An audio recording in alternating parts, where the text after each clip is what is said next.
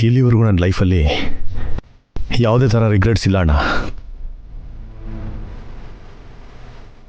First time ನಿಮ್ಮ ಜೊತೆ ಇರೋಕ್ಕಾಗ್ತಿಲ್ಲ ಅಂತ ತುಂಬ ಬೇಜಾರಾಗ್ತಾ ಇದೆ.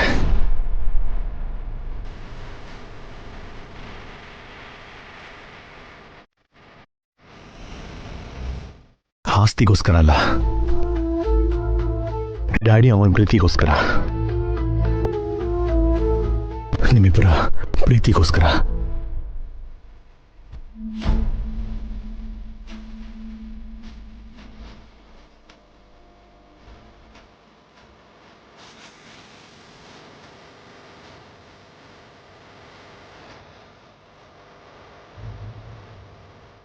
ನಮಗಿನ್ನೊಂದು ಜನ್ಮ ಅಂತ ಇದ್ರೆ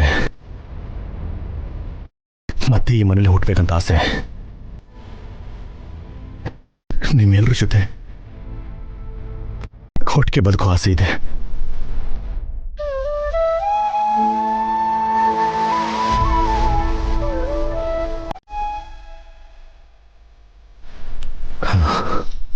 ಓಕೆ, ಅಮ್ಮನ ಡ್ಯಾಡಿನ ಚೆನ್ನಾಗಿ ನೋಡ್ಕೊಳ್ಳಿ.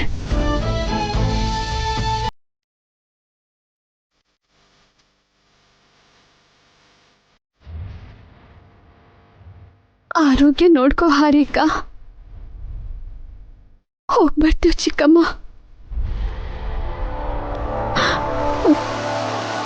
ಅತ್ತೆ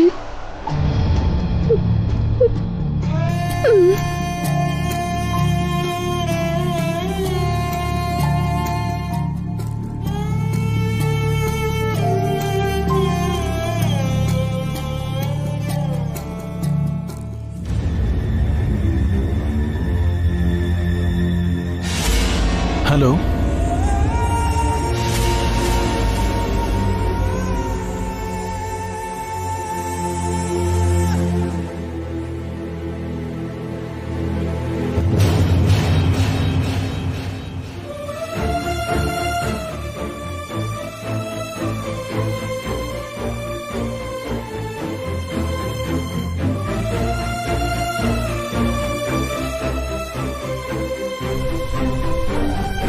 ಅಣ್ಣ,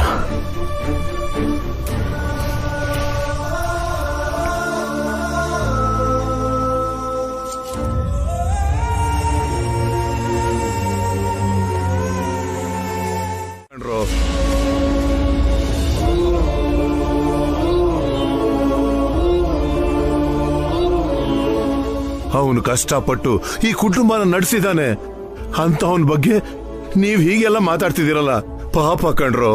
ಅಮ್ಮನೂ ನಿಮ್ ತರಾನೇ ಮಾತಾಡ್ತಾ ಇದಾರೆ. ಸಾಕಿದ ಮಗನ್ ಮೇಲೆ ಅಷ್ಟೊಂದ್ ಯಾಕಪ್ಪ ಪ್ರೀತಿ?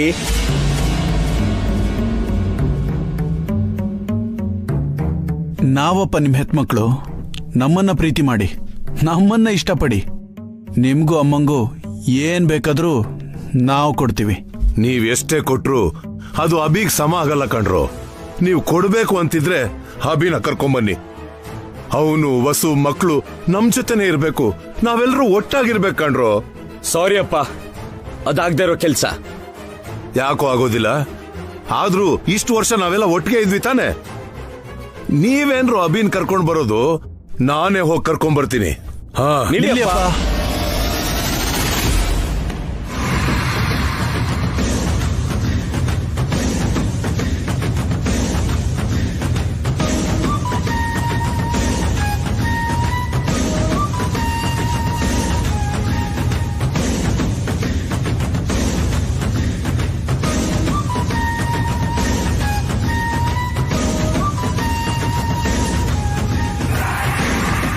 ಅಪ್ಪ, ನೀವು ಅವನ್ನ ಕರ್ಕೊಂಡು ಬಂದ್ರೆ ನಾವೇ ಮನೆ ಬಿಟ್ಟು ಹೋಗ್ತೀವಿ.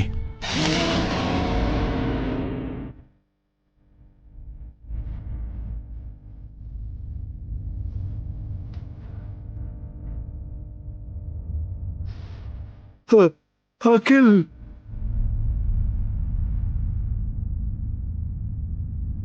ಹೌದಪ್ಪ, ಅವನಿರೋ ಈ ಮನೇಲಿ ನಾವಿರಲ್ಲ. ಅವನ್ ಬಂದ್ರೆ ನಾವು ಹೋಗ್ತೀವಿ. ನಿಮಗ್ ನಾವು ಬೇಕೋ ಇಲ್ಲ ಅವನ್ ಬೇಕು ಅಂತ ನಿರ್ಧಾರ ಮಾಡಿ.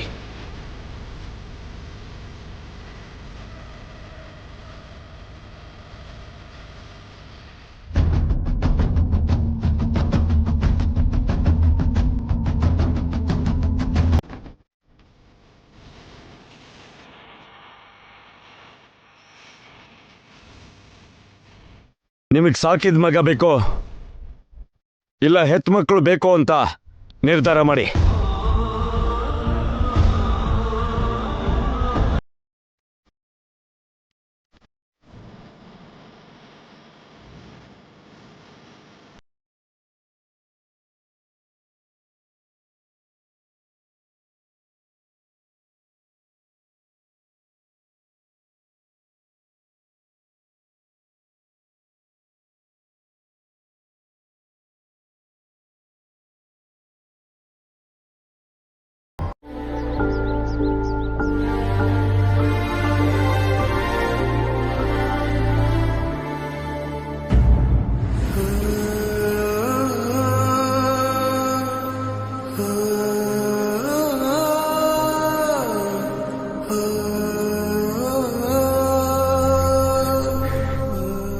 ಇದೇ ನಾವಿರಬೇಕಾಗಿರೋ ಮನೆ ಹೊಸೋರೆ.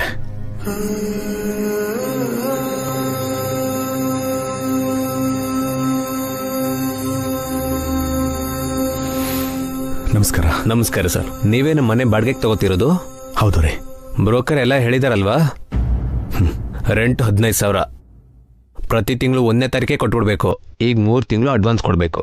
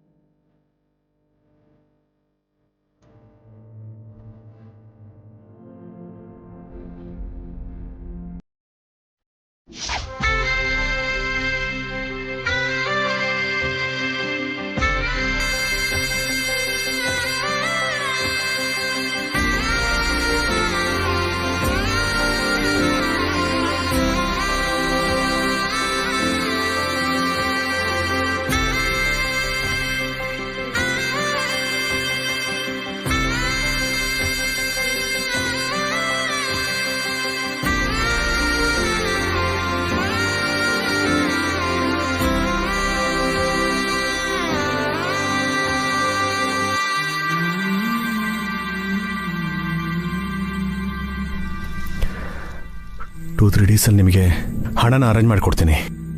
ಅಲ್ಲಿವರೆಗೂ ಹಿಯರಿಂಗ್ನ ಇಟ್ಕೊಂಡಿರಿ ಪ್ಲೀಸ್.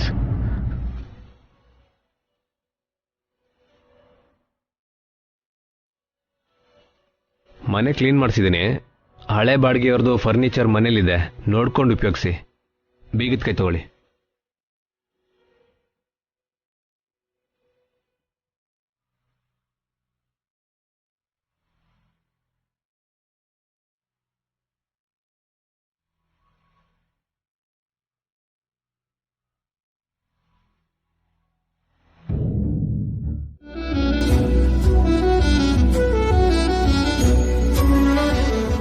ಮಲ್ಕೋಬೇಕಾ ಬೆಡ್ಡಲ್ಲಿ?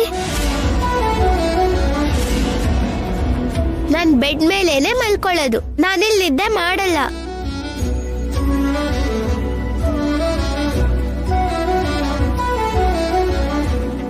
ಇವತ್ತೊಂದಿನ ಅಡ್ಜಸ್ಟ್ ಮಾಡ್ಕೊಳ್ಳಿ, ನಾಳೆ ಡ್ಯಾಡಿ ಬೆಡ್ ಅರೇಂಜ್ ಮಾಡ್ತಾರೆ.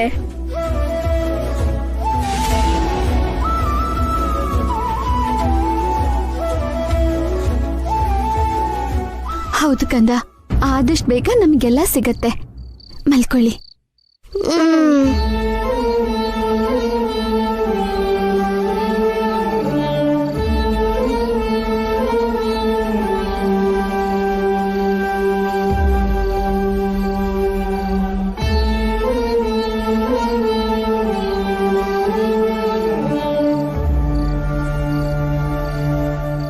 ನಮ್ಮನೆ ಆಗಿದ್ರೆ ಅಜ್ಜಿ, ತಾತ, ದೊಡ್ಡಮ್ಮ ಎಲ್ರೂ ಇರ್ತಿದ್ರು. ಹಾಡು ಕತೆ ಎಲ್ಲ ಹೇಳ್ತಿದ್ರು. ಹೌದು, ಇಲ್ಲಿ ಯಾರೂ ಇಲ್ಲ, ತುಂಬಾ ಬೋರ್ ಆಗ್ತದೆ. ಇಲ್ಲಿ ಮಮ್ಮಿ ಡ್ಯಾಡಿ ಎಲ್ರೂ ಇದಾರಲ್ಲ ಅನು. ಮಮ್ಮಿಗೆ ತುಂಬಾ ಕತೆಗಳು ಗೊತ್ತು ಅಲ್ವಾ ಮಮ್ಮಿ? ಹಾಗಾದ್ರೆ ಒಂದ್ ಸ್ಟೋರಿ ಹೇಳು ಮಮ್ಮಿ. ಹೇಳ್ತೀನಿ ಕೇಳಿ.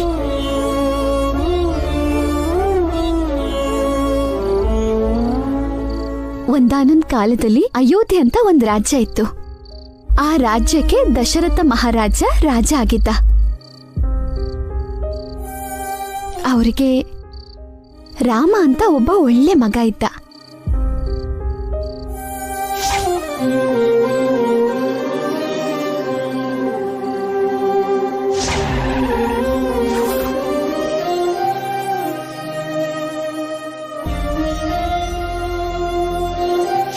ಆ ರಾಮ ನಾಳೆ ರಾಜ ಆಗ್ಬೇಕಾಗಿತ್ತು. ಆದ್ರೆ ಬೆಳಗಾಗೋ ಹೊತ್ತಿಗೆ ಕಾಡಿಗೆ ಹೋಗ್ಬೇಕಾಯ್ತು.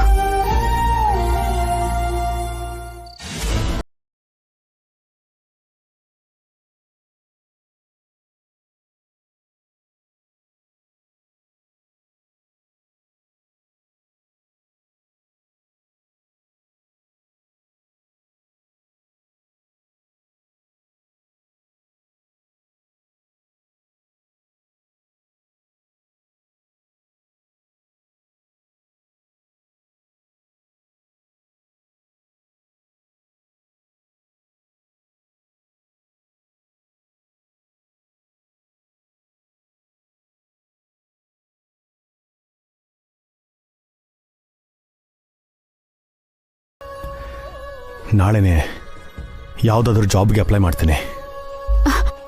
ನೀವ್ ಯಾಕ್ರಿ ಜಾಬ್ ಮಾಡ್ಬೇಕು? ಹಣ ಬೇಕಲ್ವೇನ್ರಿ? ಇವೆಂಟ್ ಮಾಡಿ.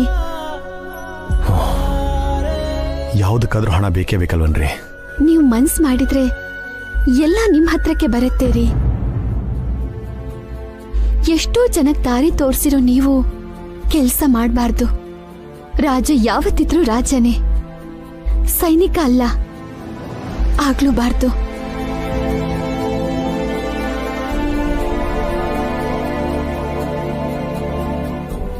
ನನಗ್ ನಿಮ್ ಶಕ್ತಿ ಸಾಮರ್ಥ್ಯದ ಮೇಲೆ, ಬುದ್ಧಿವಂತಿಕೆ ಮೇಲೆ, ಹೆಸರು ಪ್ರತಿಷ್ಠೆ ಮೇಲೆ ನಂಬಿಕೆ ಇದೆ ರೀ. ಅವೆಲ್ಲ ಹುಡ್ಕೊಂಡು ನಿಮ್ ಹತ್ರನೇ ಬರತ್ತೆ.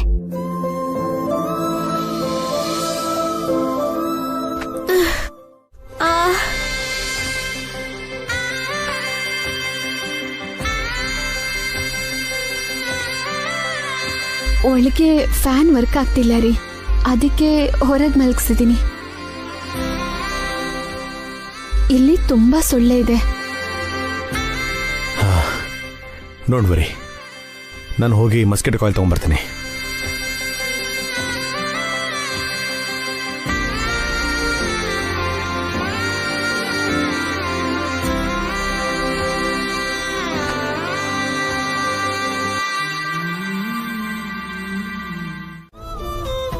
ರಾತ್ರಿ ಕೂಡ ನೀವೇನು ತಿಂದಿಲ್ಲ ಅತ್ತೆ. ಅಟ್ಲೀಸ್ಟ್ ಕಾಫಿ ಆದ್ರೂ ಕುಡೀರಿ, ನನಗೋಸ್ಕರ ಆದ್ರೂ ಕುಡೀರಿ ಅತ್ತೆ. ಪ್ಲೀಸ್ ಅತ್ತೆ, ತಗೊಳ್ಳಿ.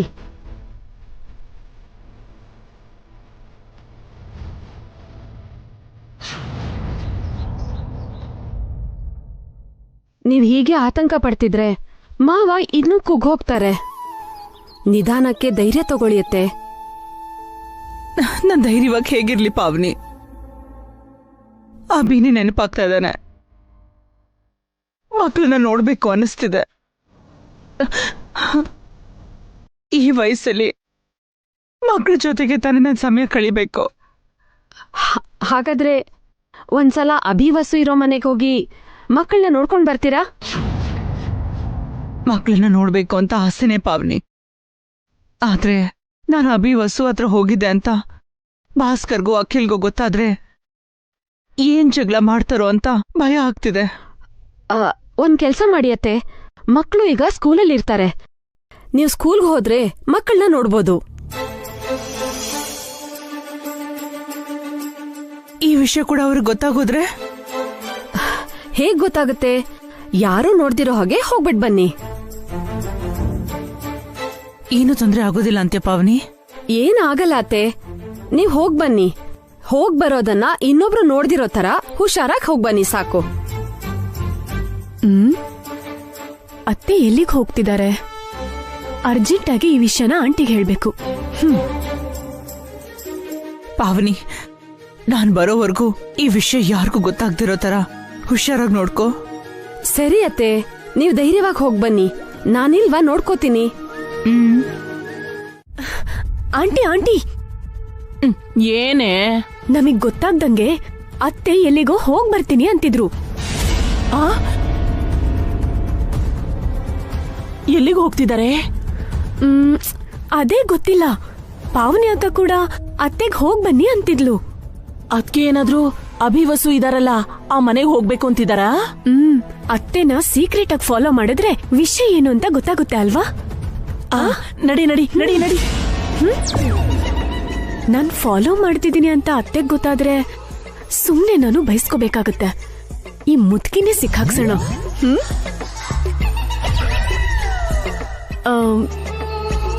ಏನಾಯ್ತೆ? ಇಬ್ರು ಯಾಕೆ ಆಂಟಿ, ನೀನ್ ಒಬ್ಳೇ ಹೋಗ್ಬಾ. ನನ್ ಜೊತೆ ನೀನು ಬಾ. ನನ್ ಓರ್ಗಿತ್ತಿ ಮನೇಲೇ ಇದ್ದಾಳಲ್ಲ, ಇಬ್ರು ಹೊರಗ್ ಹೋದ್ರೆ ಪಾವನಿ ಅಕ್ಕಂಗೆ ಡೌಟ್ ಬರುತ್ತೆ. ನೀನ್ ಹೋಗ್ಬಾ. ಅತ್ತೆ ಏನಾದ್ರು ಅಭಿಭಾವನ್ನ ಭೇಟಿ ಮಾಡ್ಕೊಂಡ್ ಬಂದ್ರು ಅಂದ್ರೆ ಆ ಪಾಯಿಂಟ್ ಇಟ್ಕೊಂಡು ಮನೇಲಿ ದೊಡ್ಡ ರಾಧ ಅಂತ ಮಾಡ್ಬೋದು. ಅದು ಕೂಡ ಕರೆಕ್ಟೇ ಅಲ್ವಾ? ಹೋಗ್ ಬರ್ತೀನಿ, ಹುಷಾರು. ಹೋಗ್ಬಾ ಹೋಗ್ಬಾ. ನಿನ್ಗೊಂದ್ ವಿಷಯ ಹೇಳ್ಬೇಕು. ಏನ್ ರಾಕಿ? ಹೌದು, ಡ್ಯಾಡಿ ಎಲ್ಲಿ? ಡ್ಯಾಡಿ ಡ್ಯಾಡಿ ಡ್ಯಾಡಿ ಡ್ಯಾಡಿ, ನಿಮ್ಗೊಂದ್ ಗುಡ್ ನ್ಯೂಸ್. ಏನ್ ರಾಕಿ? ಏನ್ರಮ್ಮ? ನಮ್ಮನ್ನ ನೋಡಕ್ಕೆ ಅಜ್ಜಿ ಸ್ಕೂಲಿಗೆ ಬಂದಿದ್ರು ಡ್ಯಾಡಿ.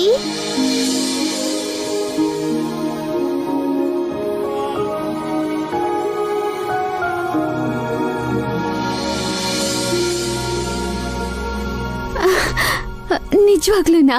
ಅಜ್ಜಿ ನಿಜವಾಗ್ಲೂ ಬಂದಿದ್ರು. ಅಜ್ಜಿ ಜೊತೆ ಇನ್ಯಾರು ಬಂದಿದ್ರು? ಅಜ್ಜಿ ಒಬ್ರೇ ಬಂದಿದ್ರು ಮಮ್ಮಿ, ಇನ್ಯಾರು ಬಂದಿಲ್ಲ. ಅಜ್ಜಿನೂ ಕೂಡ ಮನೆಯಲ್ಲಿ ಯಾರಿಗೂ ಹೇಳ್ದೇನೆ ಬಂದಿದ್ರು ಅನ್ಸುತ್ತೆ. ಅಜ್ಜಿ ಏನ್ ಹೇಳಿದ್ರು? ನಮ್ಮನ್ನ ನೋಡಿದ ತಕ್ಷಣ ಅತ್ ಬಿಟ್ರು ಮಮ್ಮಿ. ತುಂಬಾ ಬೇಜಾರಾಯ್ತು. ಅಜ್ಜಿ ನಮ್ಮನ್ನ ತುಂಬಾ ಮಿಸ್ ಮಾಡ್ಕೋತಿದ್ದಾರೆ. ನಾವೀ ಚಿಕ್ಕ ಮನೇಲಿದೀವಿ ಅಂತ, ಕೆಳಗ್ ಮಲ್ಕೋತಿದೀವಿ ಅಂತ ಅಜ್ಜಿಗೆ ಹೇಳಿದ್ವಿ. ಆ ತರ ಎಲ್ಲ ನಾವು ಹೇಳ್ಬಾರ್ದಾಗಿತ್ತು. ಅಜ್ಜಿ ಇನ್ನೂ ಬೇಜಾರ್ ಮಾಡ್ಕೊಂಡ್ರು.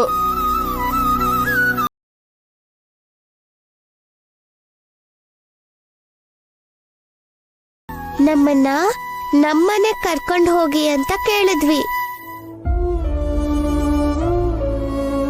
ಅಜ್ಜಿ ಏನು ಹೇಳ್ದೆ ಅತ್ ಬಿಟ್ರು. ಪಾಪ ಅಜ್ಜಿ ಬೇಜಾರ್ ಮಾಡ್ಕೊಂಡ್ರು. ಅಜ್ಜಿ ಮತ್ತಿನ್ನೇನ್ ಹೇಳಿದ್ರು? ಆದಷ್ಟು ಬೇಗ ಎಲ್ರೂನು ಒಂದೇ ಮನೇಲಿ ಒಟ್ಟಿಗೆ ಇರ್ತೀವಿ ಅಂತ ಹೇಳಿದ್ರು ಮಮ್ಮಿ. ನಿನ್ನನ್ನ ಮತ್ತೆ ಡ್ಯಾಡಿನ ಕೇಳಿದ್ರು, ಧೈರ್ಯವಾಗಿರ್ಬೇಕು ಅಂತ ಹೇಳಿದ್ರು.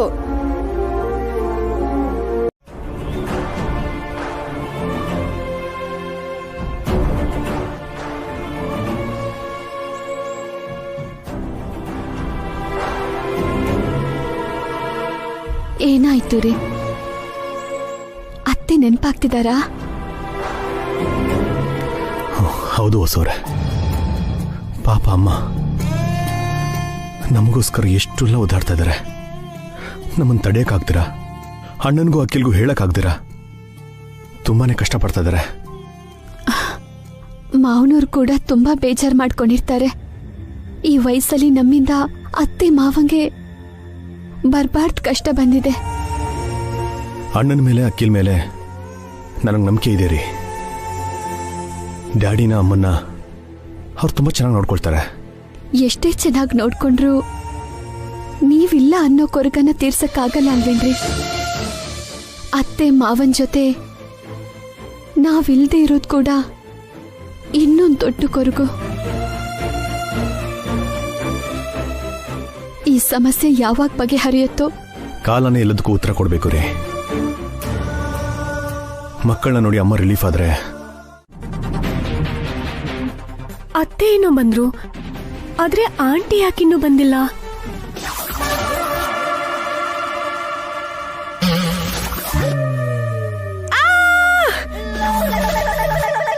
ಏ ಚಿ ಚಿ ಚಿ, ಬ್ಲಡಿ ಬೆಗ್ಗರ್. ಭಿಕ್ಷೆ ಕೇಳಕ್ಕೆ ಬೇರೆ ಯಾರು ಸಿಗ್ಲಿಲ್ವಾ? ನಾನ್ ನಮ್ಮ ಆಂಟಿಗೋಸ್ಕರ ವೆಯ್ಟ್ ಮಾಡ್ತಿದ್ರೆ ನನ್ ಮುಂದೆನೆ ಬಂದ್ ನಿಂತ್ಕೊಂತ್ಯಾ? ಹೋಗ ಕಡೆ.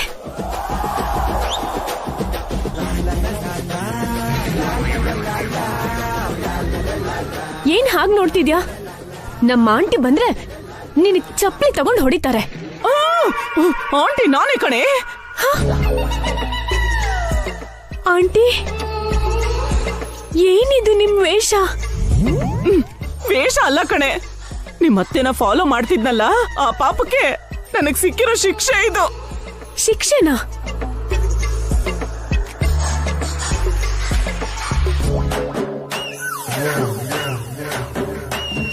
ನಿನಗ್ ನಗು ಬರ್ತಿದೆ ಅಲ್ವಾ? ನನಗ್ ಹೀಗಾಗಿದೆ ಅಂತ ನಿನಗ್ ನಗು ಬರ್ತಿದೆ ಅಲ್ವಾ? ನಿನಗೂ ಹೀಗಾಗಿದ್ದಿದ್ರೆ ಆಗ ಗೊತ್ತಾಗ್ತಿತ್ತು ಕಣೆ.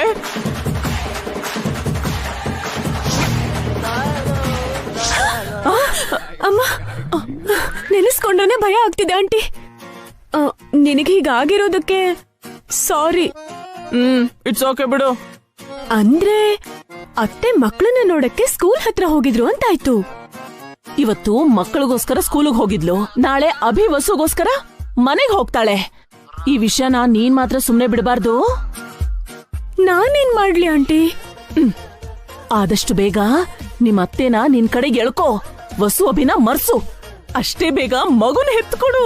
ಆಗ ನಿನ್ ಮಗು ಮೇಲೆ ನಿಮ್ ಅತ್ತೆಗೆ ಮಮಕಾರ ಜಾಸ್ತಿಯಾಗಿ ಅಭಿ ಮಕ್ಕಳನ್ನ ಮರ್ತ್ ಹೋಗ್ತಾರೆ. ಅಭಿ ವಸುನ್ ಕೂಡ ಮರ್ತ್ ಬಿಡ್ತಾರೆ.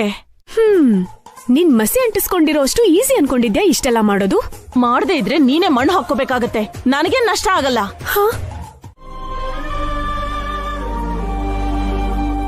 ಅತ್ತೆ, ಟಿಫನ್ ತಗೊಂಬರಲ್ಲ? ಏನ್ ಬೇಡ ಪಾವನಿ, ತಲೆ ನೋವ್ತಾ ಇದೆ, ನನಗೀಗೇನು ಬೇಡ. ಸರಿ ಅತ್ತೆ, ಹೋಗಿ ಟೀ ತಗೊಂಡ್ ಬರ್ತೀನಿ. ಹಾರಿಕಾ ಮಸಾಲೆ ಟೀ ಮಾಡ್ಕೊಂಡ್ ಬರ್ತೀನಿ ಅಂತ ಹೋಗಿದ್ದಾಳೆ. ಹಾರಿಕಾ ಮಸಾಲೆ ಟೀ ಮಾಡ್ತಿದ್ದಾಳ?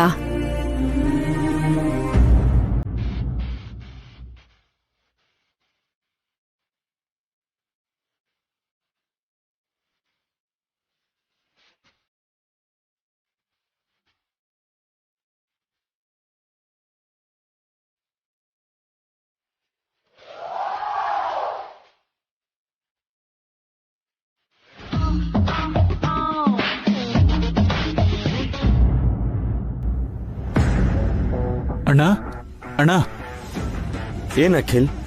ಇವೆಂಟ್ ಮಾಡ್ಕೊಡಿ ಅಂತ ನಿನ್ನೆ ಒಬ್ರು ಕ್ಲೈಂಟ್ ಬಂದಿದ್ರಲ್ಲ,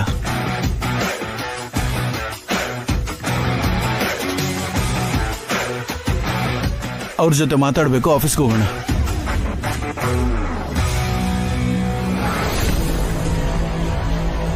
ಸ್ವಲ್ಪ ಜೋರಾಗಿ ಹೇಳೋ. ಅಭಿ ಇಲ್ಲ ಅಂದ್ರೆ ನಮ್ ಹತ್ರ ಕ್ಲೈಂಟ್ಸ್ ಯಾರು ಬರಲ್ಲ, ನಾವ್ ಈವೆಂಟ್ಸೇ ಮಾಡಲ್ಲ ಅಂತ ನಿನ್ನೆ ಅಪ್ಪ ಅಮ್ಮ ನಿಮ್ ಅದ್ಕೆ ಹೇಳ್ತಿದ್ರಲ್ಲ, ಅವ್ರಿಗೆ ಕೇಳ್ಸೋ ತರ ಹೇಳೋ.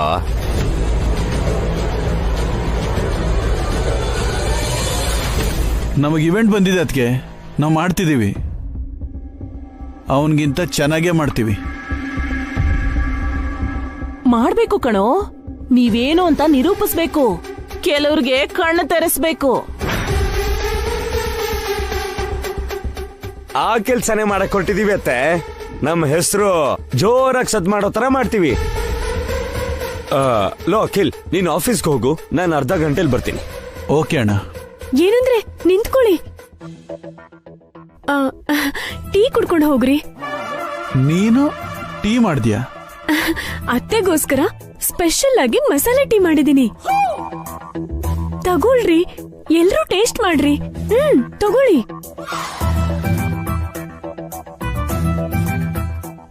ಭಾವ, ಟೀ ತಗೊಳ್ಳಿ.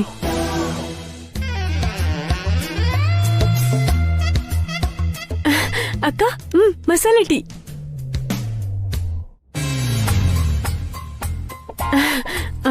ಅತ್ತೆ, ಮಸಾಲೆ ಟೀ ತಗೊಳ್ಳಿ.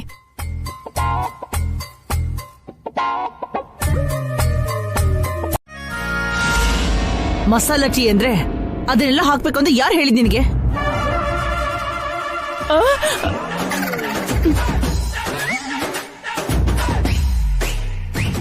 ಮಸಾಲೆ ಟೀ ಅಂದ್ರೆ ಪಲಾವ್ಗೆ ಹಾಕೋ ಮಸಾಲೆ ಹಾಕೋದಲ್ಲ ಹಾರಿಕಾ. ನಮಗ್ ಕೊಟ್ಟಿದ್ಯಾ ಸಾಕು, ನೀನ್ ಕುಡಿಬೇಡ, ಹೊಟ್ಟೆ ಹಾಳಾಗತ್ತೆ.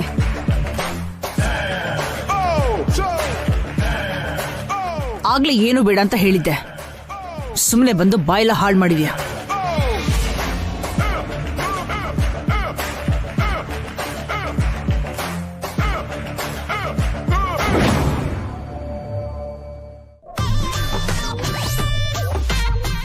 ನಿನಗೆ ಬರ್ದೇ ಇರೋ ಕೆಲಸ ಮಾಡಬೇಡ. ಅಡ್ಗೆ ಕೆಲಸ ಅದಕ್ಕೆ ನೋಡ್ಕೋತಾರೆ, ನೀನ್ ಸುಮ್ಮನಿದ್ರೆ ಸಾಕು. ಬರ್ತೀನಿ ಅಣ್ಣ, ನೀನ್ ಬೇಗ ಬಂದ್ಬಿಡು. ಸರಿ ಆಯ್ತು.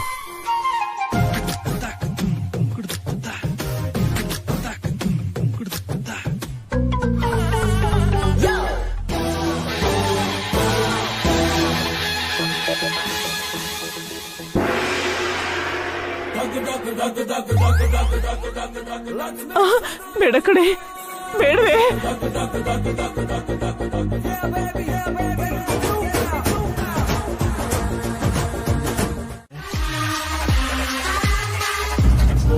Hi sir. ರಮೇಶ್ ಅವರೇ ಬನ್ನಿ. ಸಾರಿ ಸರ್, ನೀವು ಜಾಲಿಯಾಗಿ ಫ್ಯಾಮಿಲಿ ಜೊತೆ ಹೊರಗೆ ಬಂದಿದ್ದೀರಾ, ನಾನು ನಿಮ್ಮನ್ನು ಡಿಸ್ಟರ್ಬ್ ಮಾಡ್ತಾ ಇದ್ದೀನಿ. No problem. ನಿಮ್ಮ ಇವೆಂಟ್ ಯಾವಾಗ ಮಾಡಬೇಕು? ನಾಡಿದ್ದೆ ಸರ್. ತಗೊಳ್ಳಿ ಅಡ್ವಾನ್ಸ್.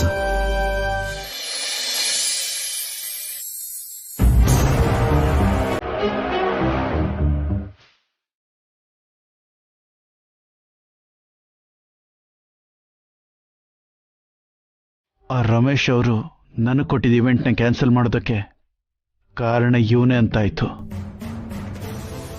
ಸಾರಿ ಸರ್, ಮೊದಲು ನಿಮ್ಮ ತಮ್ಮನಿಗೆ ಇವೆಂಟ್ ಕೊಟ್ಟಿದ್ದೆ.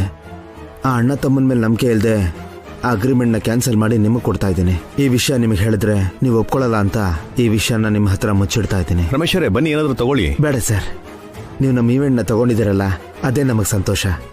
ನೀವು ಅದರ ಈವೆಂಟ್ನ ತುಂಬ ಚೆನ್ನಾಗಿ ನಡೆಸ್ಕೊಡ್ತೀರಾ. ಓಕೆ, ನೀವು ಹ್ಯಾಪಿಯಾಗಿರಿ. ನಿಮ್ಮ ಇವೆಂಟ್ನ ಸೂಪರ್ ಸಕ್ಸಸ್ ಮಾಡೋ ಜವಾಬ್ದಾರಿ ನಂದು. Thank you sir. Right.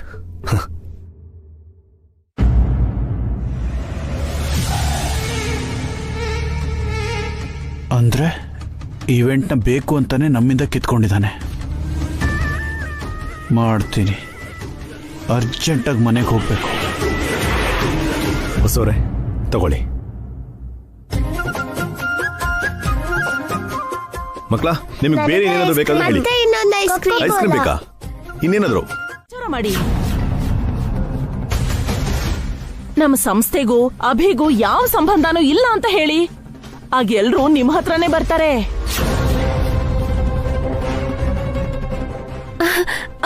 ಕರೆಕ್ಟೇ Akhil. ಯಾವ್ದಕ್ಕೆ ಆದ್ರೂ ಪಬ್ಲಿಸಿಟಿ ಇಂಪಾರ್ಟೆಂಟ್ ಅಲ್ವಾ? ನಿಮ್ ಬಗ್ಗೆ ಪಬ್ಲಿಸಿಟಿ ಮಾಡಿ, ಆಗ ಎಲ್ಲ ಇವೆಂಟ್ಸು ನಿಮ್ಗೆ ಸಿಗುತ್ತೆ. ಏನ್ ಹೇಳ್ತಿದ್ದೀರಾ? ಈಗ ನಾವು ಪಬ್ಲಿಸಿಟಿ ಮಾಡಬೇಕು ಅಂದ್ರೆ, ಇವೆಂಟ್ ಮಾಡಬೇಕು ಅಂದ್ರೆ ನಮಗೆ ದುಡ್ಡು ಬೇಕಲ್ವಾ? ಆಸ್ತಿ ಇದೆಯಲ್ಲೋ, ಅದನ್ನ ಅಡ ಇಡೋದೋ ಇಲ್ಲ ಮಾರೋದೋ ಏನೋ ಒಂದ್ ಮಾಡಿ.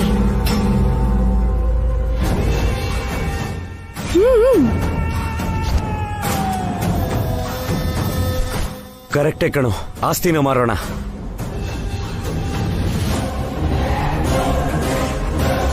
ಅದಕ್ಕೆ ಅಪ್ಪ ಅಮ್ಮ ಒಪ್ಕೋಬೇಕಲ್ವಾ?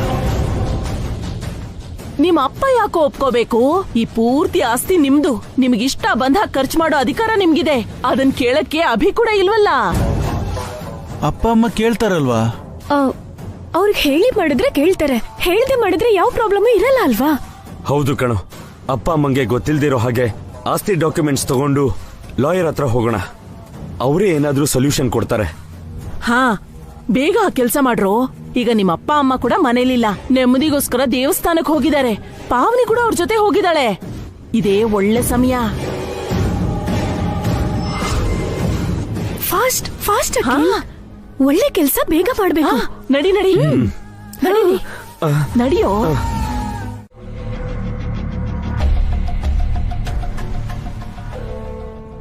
ನಮಸ್ತೆ ಸರ್. ನಮಸ್ತೆ ಸರ್.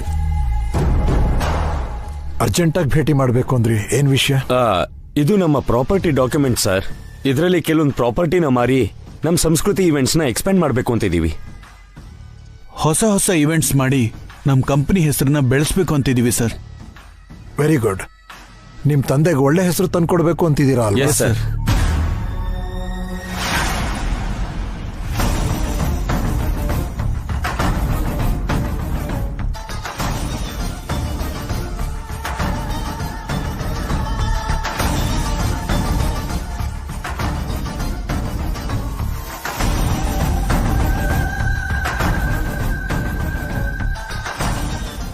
ಇದು ನಿಮ್ ಪ್ರಾಪರ್ಟಿನೇ, ಆದ್ರೆ ನೀವು ಮಾರಕ್ಕಾಗಲ್ಲ.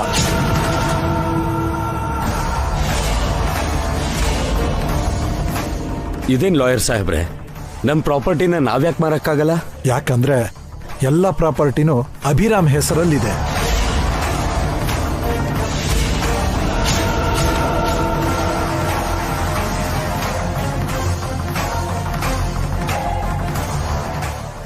ಅವ್ರ ಹೆಸರಲ್ಲಿ ಯಾಕಿದೆ ಲಾಯರ್ ಸರ್?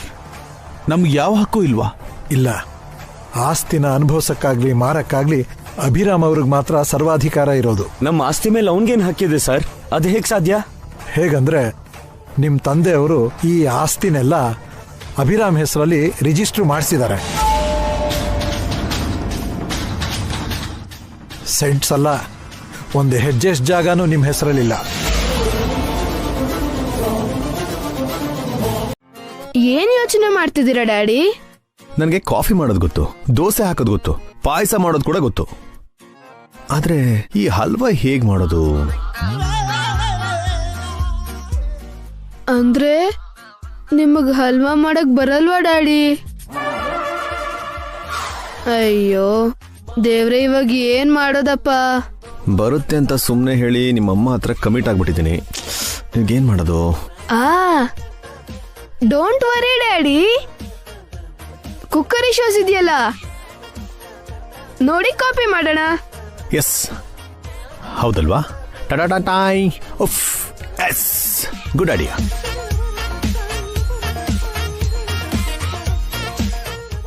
ಫೋನಲ್ಲಿ ಹಲ್ವಾ ಮೇಕಿಂಗ್ ನೋಡಿ ಆಸ್ ಇಟ್ ಈಸ್ ರೆಡಿ ಮಾಡ್ಬಿಡೋಣ. ತಗೋ ಹೇಳು, ಫಸ್ಟ್ ಏನ್ ಮಾಡ್ಬೇಕು ಅಂತ ಹೇಳು.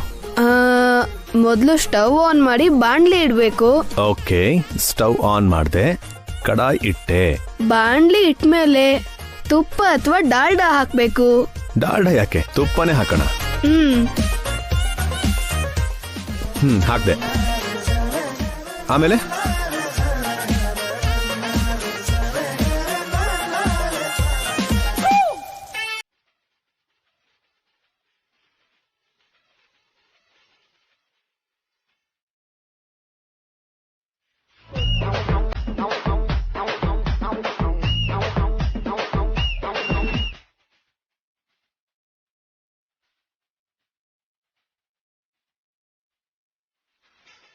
ಹೇಳ್ತೀನಿ.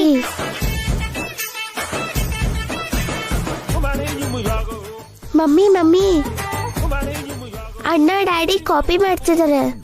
ಕಾಪಿನಾ? ಎಕ್ಸಾಮ್ ಅಲ್ಲಿ ಚೀಟಿ ಇಟ್ಕೊಂಡು ಪಕ್ಕದಲ್ಲಿರೋರ್ ಆನ್ಸರ್ ಶೀಟ್ ನೋಡ್ಕೊಂಡ್ ಬರೀತಾರಲ್ಲ, ಆ ತರ ಕುಕಿಂಗ್ ವಿಡಿಯೋ ನೋಡ್ಕೊಂಡು ಹಲ್ವಾ ಮಾಡ್ತಿದ್ದಾರೆ. ಹೌದಾ? ನಡೀರಿ ನೋಡೋಣ, ನಡೀರಿ ಬನ್ನಿ.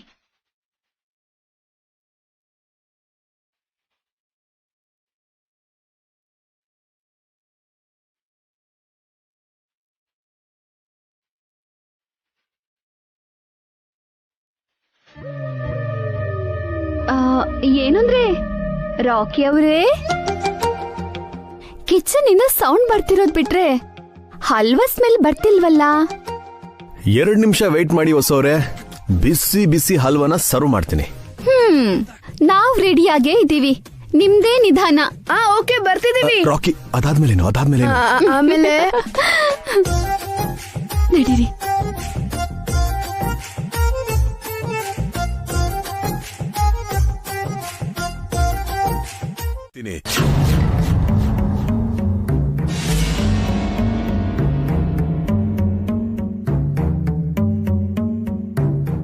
ಈ ಮನೆ ಆಸ್ತಿ ಎಲ್ಲ ಅವಂದೇ ಅಂತ ಅಭಿಗೆ ಯಾವತ್ತೋ ಗೊತ್ತಿತ್ತು.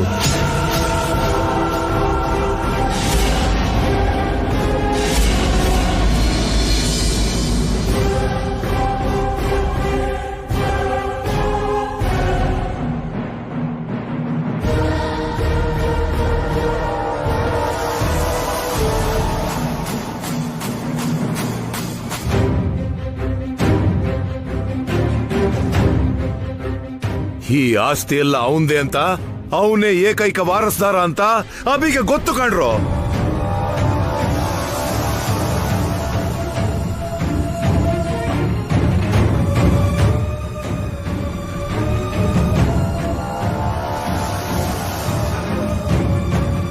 ಹಾಗಿದ್ದಾಗ್ಲೂ ಸ್ವಾರ್ಥದಿಂದ ನೀವು ಮನೆ ಬಿಟ್ಟು ಹೋಗು ಅಂತ ಹೇಳ್ದಾಗ್ಲೂ ಸೈಲೆಂಟ್ ಆಗಿ ಹೋದ ಕಣ್ರೋ.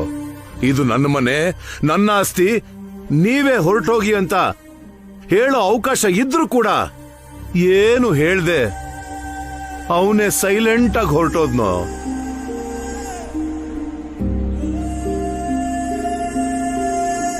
ಯಾಕೆ ಗೊತ್ತಾ, ನಾವು ಅಂದ್ರೆ ಅವನಿಗೆ ಹುಚ್ಚು, ಪ್ರಾಣ, ನಾವೇ ಅವನ ಸರ್ವಸ್ವ.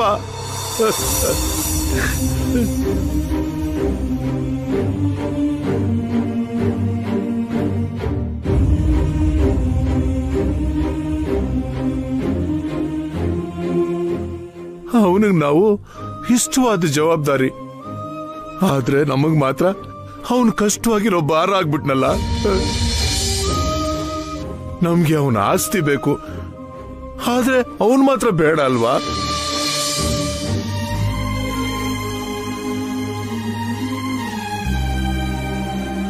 ನೀವು ಅವನ ಹೃದಯನ ಚೂರ್ ಚೂರ್ ಮಾಡಿದ್ರಿ, ಆದ್ರೆ ಅವನ್ ಹೃದಯದಲ್ಲಿ ಇರೋದು ನೀವೇ ಅಂತ ನೀವು ತಿಳ್ಕೊಳ್ಳೇ ಇಲ್ವಲ್ರೋ.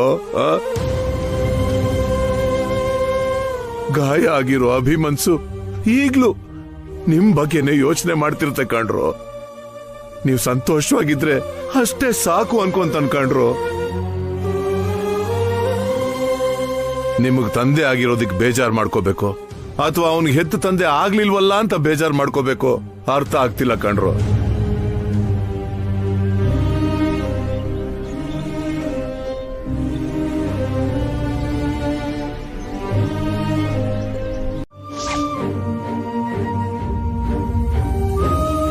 ಅತ್ತೆ ಮಾವಂಗೆ ಒಬ್ಬ ಒಳ್ಳೆ ಮಗನಾಗಿರೋ ನೀವು ನನಗೆ ಗೊತ್ತು.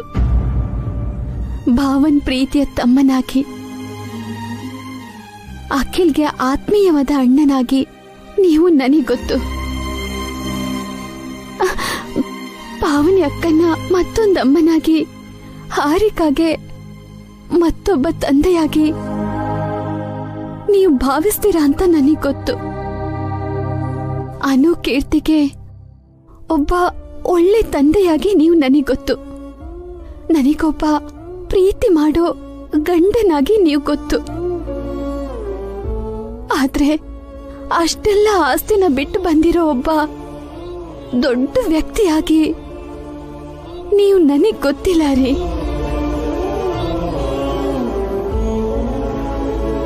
ನಮ್ಮ ಮಧ್ಯೆ ನಿಮಗ್ ಸ್ಥಾನ ಇಲ್ಲ ಅಂತ ಭಾವ ಹೇಳ್ಬೇಕಾದ್ರೆ ನಿಮ್ ಜಾಗನೇ ನಂದು ಅಂತ ಹೇಳ್ಬೇಕಾದವರು ಹೇಳ್ದೆ ಮೌನವಾಗಿ ಬಂದ್ಬಿಟ್ರಲ್ಲ. ಇಷ್ಟು ಒಳ್ಳೆ ಹೃದಯದಲ್ಲಿ ನನಗ್ ಸ್ಥಾನ ಇರೋದಕ್ಕೆ ತುಂಬಾ ಹೆಮ್ಮೆ ಆಗ್ತಿದೆ ರೀ.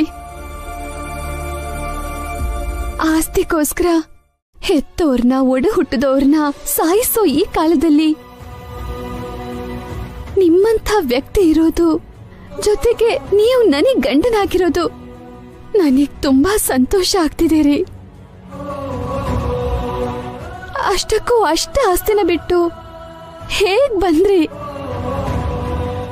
ನನಗೆ ಬೇಕಾಗಿದ್ದು ಡ್ಯಾಡಿ, ಅಮ್ಮ, ಅಣ್ಣ, ತಮ್ಮ, ಹೊಸೋರೆ.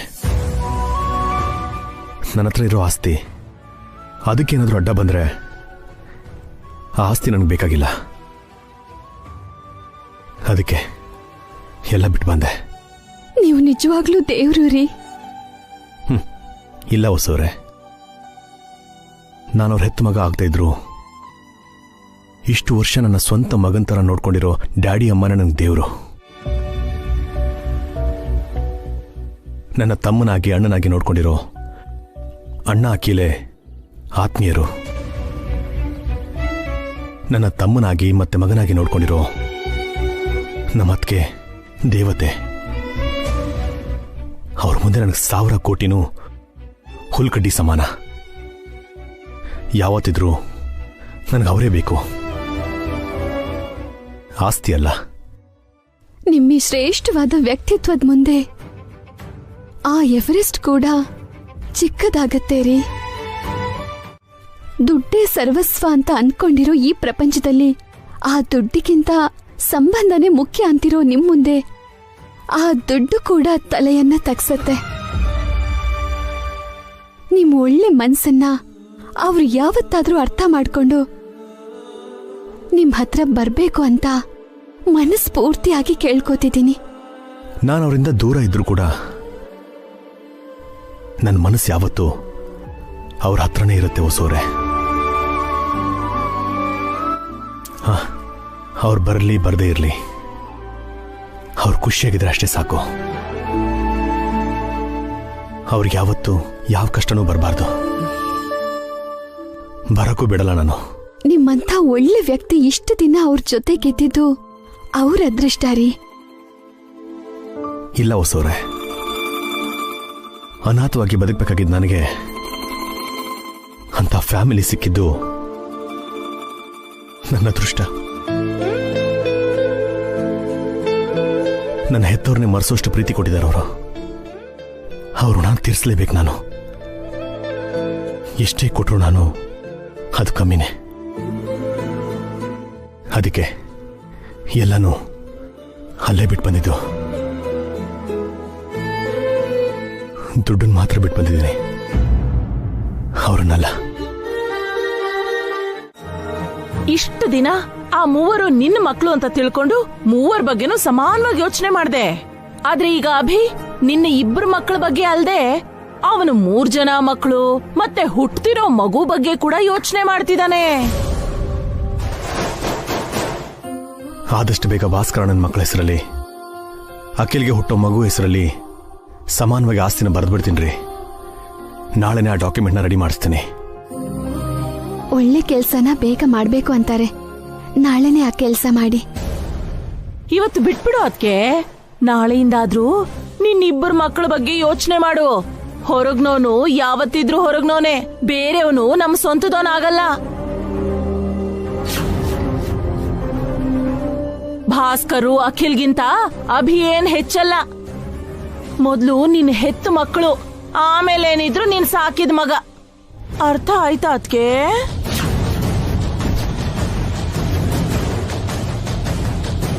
ನಾಳೆ ಅಮ್ಮ ತುಂಬಾ ಖುಷಿಯಾಗಿರ್ತಾರೆ ಹೊಸೋರೆ. ಅಮ್ಮನ ಸಂತೋಷನೇ ನನ್ನ ಸಂತೋಷ.